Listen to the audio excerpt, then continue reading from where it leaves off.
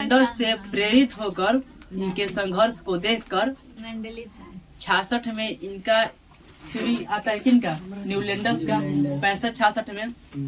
और ये आते हैं मेंडेलिफ जी हमारे कब, 1869। बताइए जी क्या है 1869? जिस समय महात्मा गांधी राष्ट्रपिता यहाँ पर आते हैं बाबू, हाँ, जिस समय आते हैं राष्ट्रपिता महात्मा गांधी अपने साथ एक और थ्योरी को लाते हैं। हाँ, इन्हीं के जन्म के समय में तो नया चीज हुआ है। मेंडेलिफ ने अपना क्या किए हैं, रिसर्च किए हैं। मेंडेलिफ ने अपने नियम में बताए, पहले तो देखे कीजिए क्या क्या कमी छोड़े हैं न्यूलैंडर साहब। सबसे पहले उस कमी को क्या करे, पूरा करे। इसलिए कमी को पूरा करने के लिए ये इसको बढ़िया से रिसर्च किए, भौतिक और रासायनिक गुण का गहन अध्ययन किए। अध्ययन कर कर तत्वों को उनके बढ़ते हुए परमाणु द्रव्यमान के क्रम में सजाए। जब सजाए तो देखे कि लगातार परिवर्तन हो रहा है। और उन्होंने यह भी देखा कि एक निश्चित संख्या के बाद समान गुण वाले कहते हैं तत्व आ रहे हैं। और इन्होंने एक नियम दे दिया, जिस नियम को कहते हैं मेंडेलिफ का। और इस नियम में इन्होंने बताया कि यदि तत्वों को उनके बढ़ते हुए परमाणु द्रव्यमान के क्रम में सजाया जाए तो एक निश्चित संख्या के बाद समान गुण वाले तत्व आते हैं। बात समझा रहे हैं? इन्होंने कहा कि बढ़ते हुए परमाणु द्रव्यमान के, जैसे हाइड्रोजन का परमाणु द्रव्यमान 1 होता है, हीलियम का 4 होता है, लिथियम का 7 होता है, बढ़ रहा है ना, एसिडिंग बढ़ रहा है ना।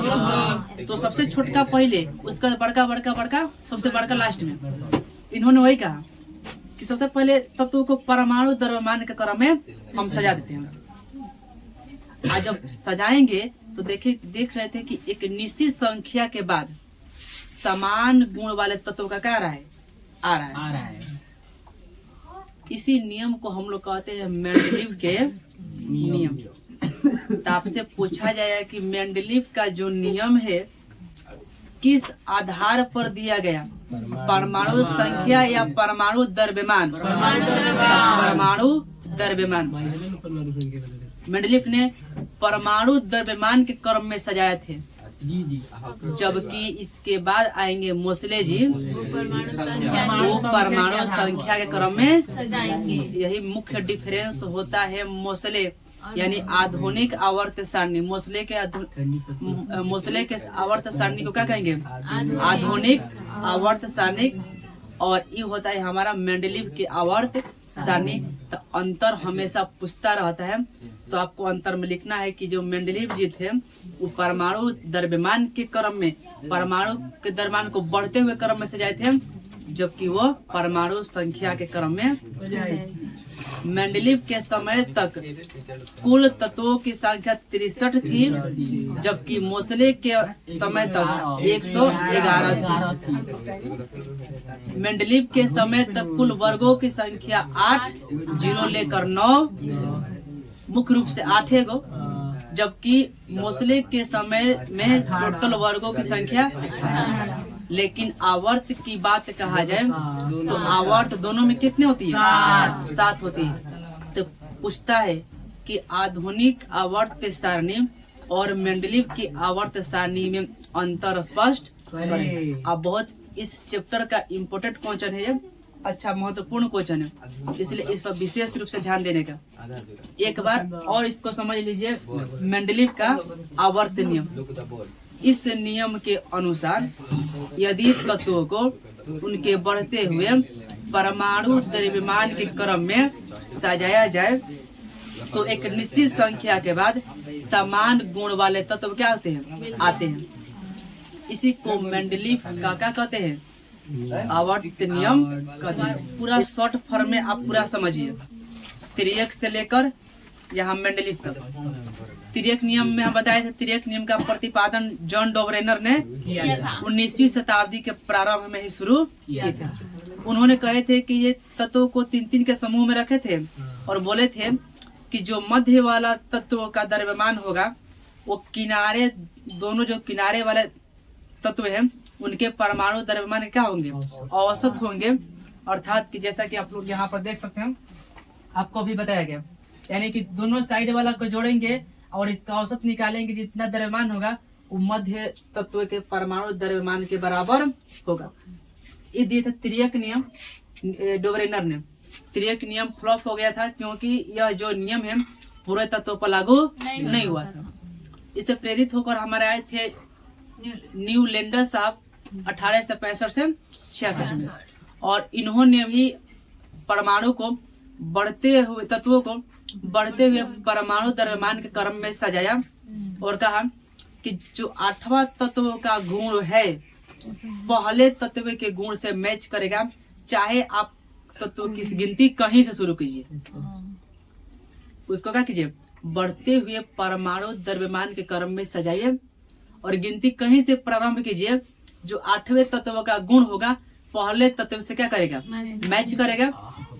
जैसे कि सोडियम से शुरू करने पर 8वां तत्व पोटेशियम आता है, बेरिलियम से शुरू करने पर 8वां तत्व कौन आता है, मैग्नीशियम आता है। Be4 से शुरू करने पर 12 पाएगा मैग्नीशियम। इन दोनों का गुण क्या होगा, मैच करेगा। किसके अनुसार, न्यूलैंडर्स के अनुसार। इन्होंने एक गलती, इनका दोष कहा जाता है कि इनका मानना यही था कि प्रकृति में सिर्फ 56 ही तत्व रहेंगे, आगे तत्व की खोज नहीं होगी। लेकिन इनके सोच के सीधा विपरीत हुआ। विपरीत इसलिए हुआ क्योंकि आगे चलकर बहुत सारे तत्वों की खोज हुई और यह इनका जो नियम था वो हल्के तत्व के लिए ही लागू होता था, यानी कि कैल्शियम तक ही लागू था, उसके आगे तत्व के लिए लागू नहीं था। भारी तत्व पर लागू नहीं होता है, इसलिए इनका भी नियम क्या हो गया।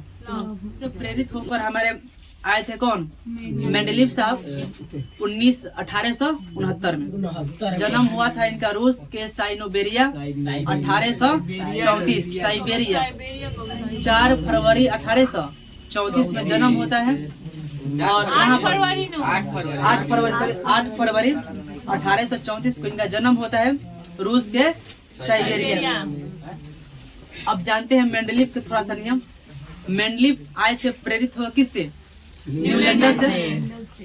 देखिए कि न्यूलैंडर्स कौन कौन सा काम को गलती किया है, तो पहले ही इन्होंने क्या किया, पहले खूब बढ़िया से तत्वों के बारे में अध्ययन किए, इनके भौतिक गुण क्या होते हैं, रासायनिक गुण कैसे होते हैं, पूरा रिसर्च किए। और रिसर्च करने के बाद ये क्या किए, एक नियम दिए, जिस नियम को हम लोग कहते हैं मेंडलीव का नियम।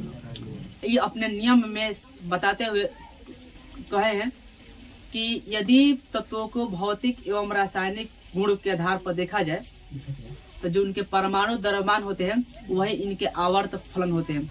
आवर्त फलन मतलब नियम।